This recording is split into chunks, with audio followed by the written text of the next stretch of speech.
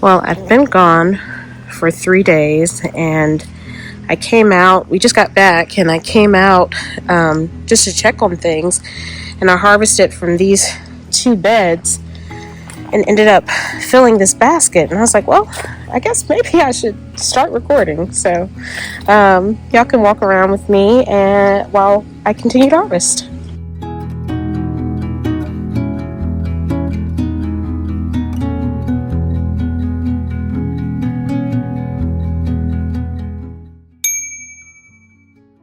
First, before we move on to another bed, this onion, the neck is soft and flopped over. This is by far my biggest onion. I will go ahead and harvest this guy.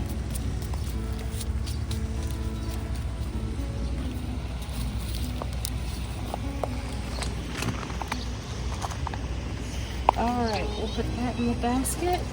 And I think I got most of the peppers that I wanted from here. There's maybe a few more of these banana peppers. Like, I may pick this one.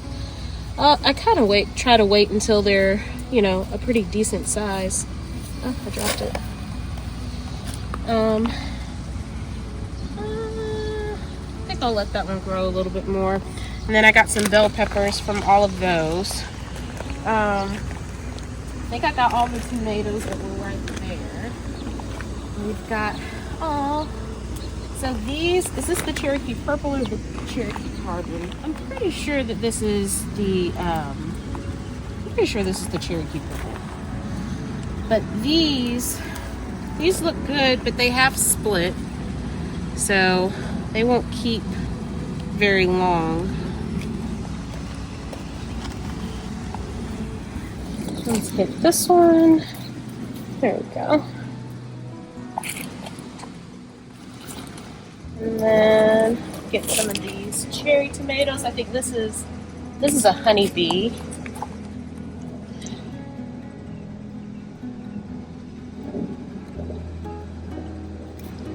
And then like this one's split as well. Get some of these here. And then these, my clip broke. I need to add some more. Try to clip this back up here. And these aren't quite ripe, but they'll ripen inside. And usually, as you can see, once my tomato plants get taller, I don't even try to prune them anymore. One, a lot of the flowers will drop because of the heat, and so I'm fine with letting the suckers go. It gives me more chance of possibly getting some tomatoes. And two, I would actually have to get a ladder to go up there and prune, so it's not that serious. Okay, let's go around.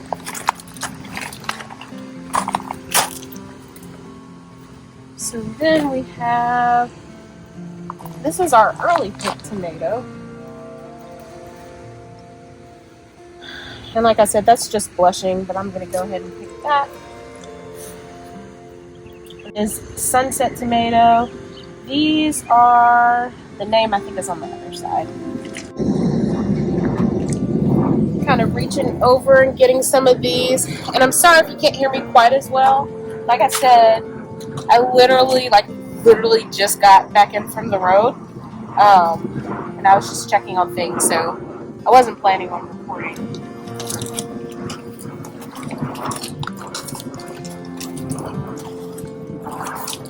This one is our vintage wine tomato. Oh, see now, like that one split really bad. I won't even keep that one. Not to mention it's kind of small. This one's a good size and it's starting to blush. Come on, there we go.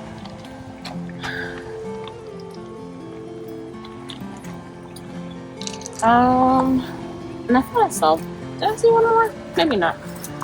Let's go on this other side. Oh no, I did see one more. And then also what I try to do, especially this time of year, because this is when disease is really starting to set in, and I try to keep note of the plants that are most affected. So like this is my sweetie tomato, and you can see it's looking much worse than the others. And so that kind of helps me to determine like which plants I will plant next year. Because I mean, you want to use varieties that do good in your conditions. Here's another vintage lime. All right, I think that's all from this bed. And we can go over to the other side. Let me make sure I have my pruning shears.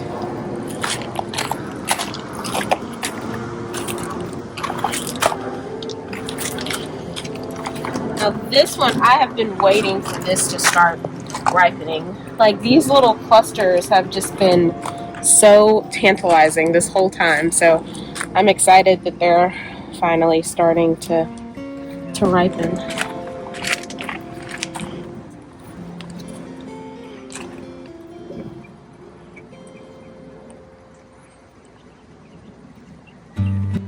There's some down here. And then this is a Wirikaki. I haven't really been very impressed with this one. I was really excited because it was the first dwarf indeterminate tomato that I've ever planted, but I haven't really been that pleased. Let's go back around.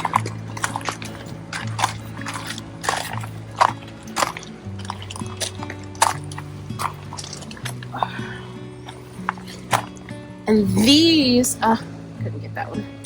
This is the honeybee tomato. And as far as cherry tomatoes, this is definitely my favorite for this year.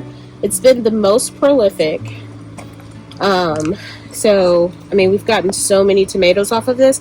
And when I tell you that these are delicious, I mean, I think that they're the best cherry tomatoes I've ever tasted.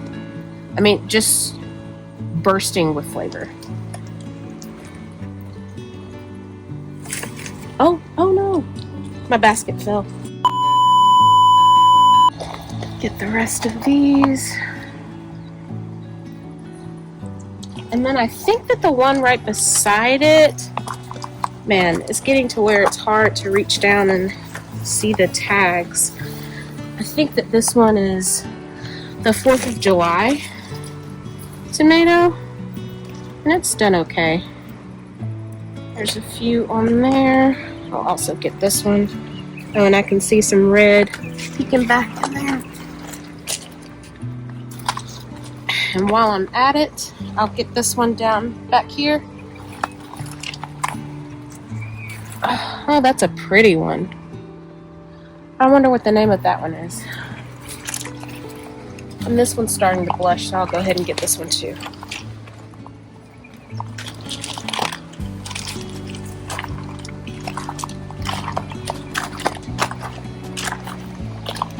Well guys, tomato season is in full swing, so probably maybe in one of my next videos we'll go through some of the different ways that you can preserve tomatoes.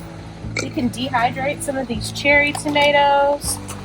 I've never really canned before, but we can learn together as far as canning some of these tomatoes. And then also maybe like freezing or just freeze drying.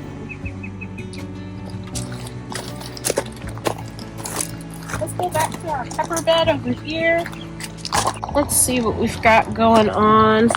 This pepperoncini pepper is not doing as well as I would like. It's been kind of puny from the very beginning. And then with these bell peppers, I'm just picking a couple off of each.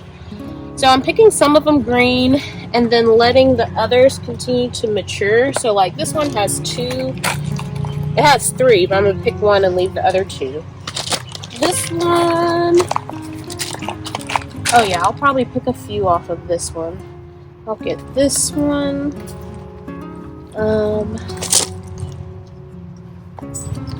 Maybe this one. And then looks like there's 4 more on there. I'll leave those to continue to ripen.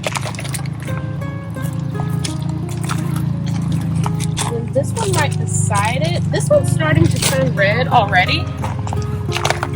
This one is starting to turn red already, so I'll probably just leave that. This one I'll probably take. And then that one's starting to ripen too. So I'll leave that.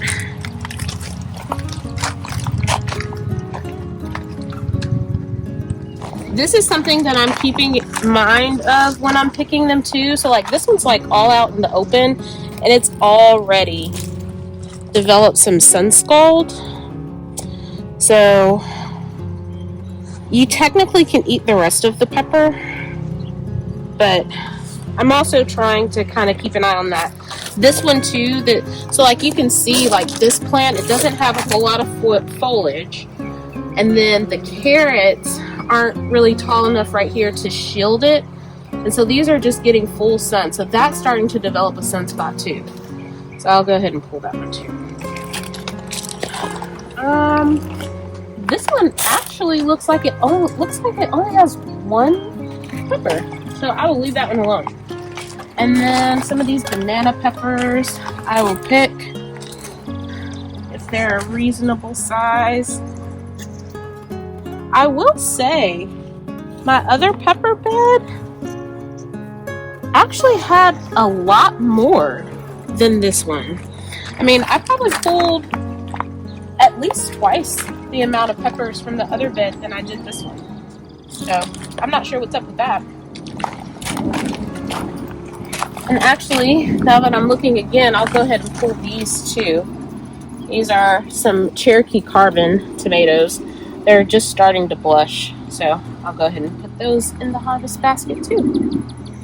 So if you look at this bed, it may look alarming, but this is actually all a part of the plan. These are all drying beans, and so I want these plants to completely die and for these pods to dry out so that I can harvest the seeds, the beans.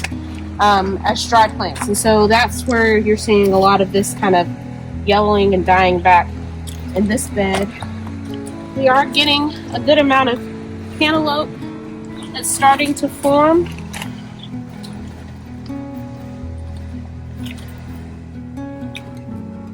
And there's a couple more back there. I probably need to put something on these so that they're not directly on the rocks.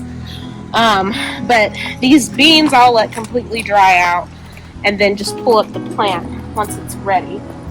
And then these noodle beans, Asian long beans that I did not plant. These were volunteers. I did not plan to replant these. They're producing. I'm going to have to come through and spray with like some soapy water because you see all of those aphids. And then those ants, they'll actually farm aphids. They'll follow behind them and kind of suck the sap that the aphids poop out. It's sweet. But yeah, that was another reason why I didn't really completely like the asparagus beans or the noodle beans, because I felt like they really attracted a lot of these aphids. But we will handle that.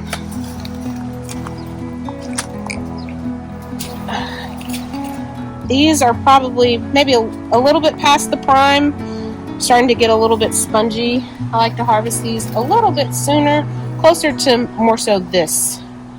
But like I said, been out of town, so.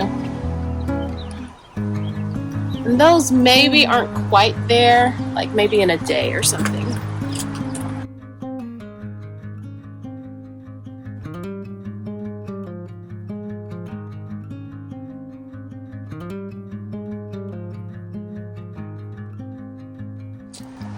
So a good amount of the noodle beans, and then on this side I have just traditional green beans.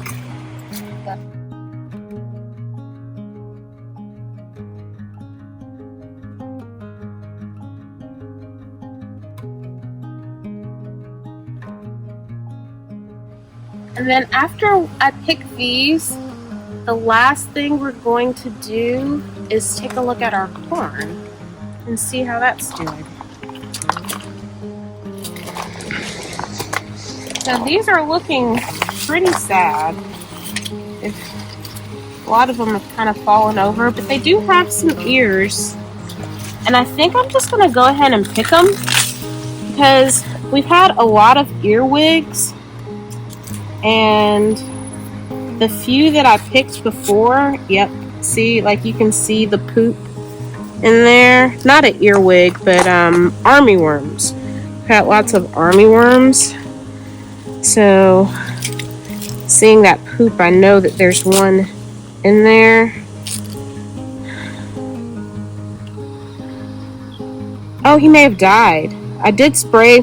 I went through and sprayed some BT like right at the top in there, so you can see his poop, but I don't see him. But I think I'd rather just go ahead and pull these and get at least half of the cob than let them just stay and let them continue to eat on them, especially with it seeming like they're kind of succumbing to disease. Editing Tasha here. I just wanted to pop in and talk about what I feel like I learned from this planting season, because this is my second time attempting to grow corn and my second time failing. The first time I didn't have nearly as many problems. It's just that I was confused as far as harvesting and ended up letting the ears dry on the plant, so they weren't as great for fresh eating. This year I have a whole lot of things that I think I can learn from this season. One, I think that I have to be way more consistent with my spraying regimen. I really slacked off on spraying my BT, and from what I've read, if you haven't controlled your earworm population before your ears start to form, you're basically behind the 8 ball at that point.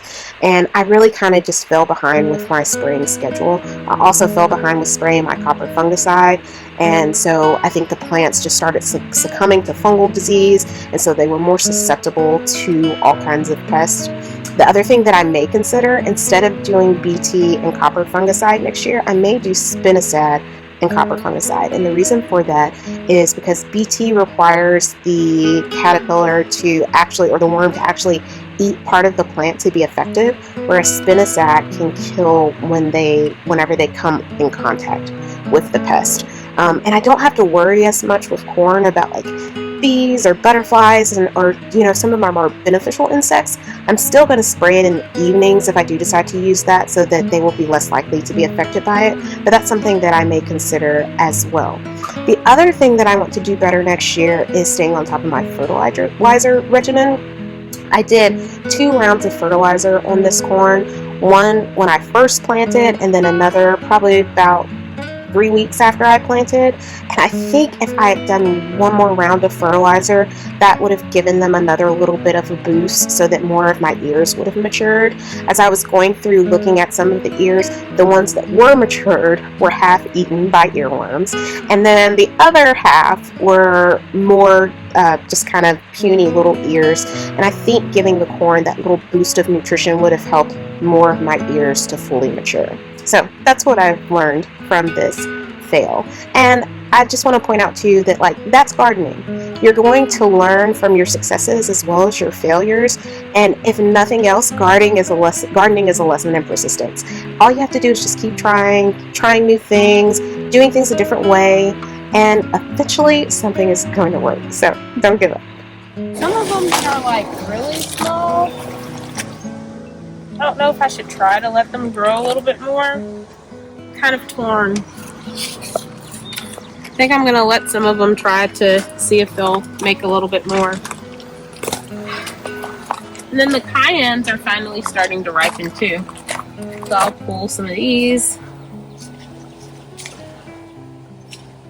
And I think that's it for today. Just a little update on these squash plants. You'll see a short that I did where I did surgery on all these squash plants to remove squash vine borers, and it looks like all of them survived. So that's a win. Well, thank you for joining me in the garden today. I think we got a great harvest. Lots of fresh green beans, some corn, tons of peppers and tomatoes, and then our gigantic onion. It was fun to be back in the garden after being out of town, and since I do most of my gardening in the morning, I felt like I was able to appreciate the garden so much more at sunset. The way that the sun was hitting the leaves, and you know how golden hour just kind of changes the look of everything. And so I do have some clips of the garden in its full glory, because June is definitely your spring and summer garden in its full glory, because once the heat hits, things start to struggle, friends. But anyway, remember to cultivate something good in your life and in the lives of those around you. I'll see you next time, guys. Take care.